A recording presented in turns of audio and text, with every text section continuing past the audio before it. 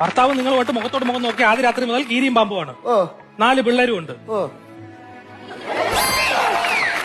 Continue.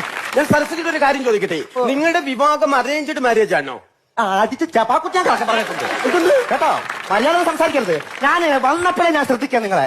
അങ്ങനെ പല സ്ത്രീകൾ കാണും, പല കുടുംബക്കാരും. നിങ്ങളെ കണ്ടറിയാം നിങ്ങളുടെ കുടുംബത്തിൽ അതൊക്കെയാണ് നടക്കുന്നത്. എന്റെ സ്വഭാവം നിങ്ങൾ അറിയത്തില്ല സാറേ. അറേഞ്ച്ഡ് എന്ന് ഒരു മര്യാദ വേണ്ടായോ? എന്റെ സരസ്വതി അറേഞ്ച്ഡ് എന്ന് പറഞ്ഞാൽ നിങ്ങളെ കുടുംബക്കാരും ബന്ധുക്കാരും ചേർന്ന് നടത്തിയ വിവാഹമാണോ എന്നാണ് ഞാൻ ചോദിച്ചത്.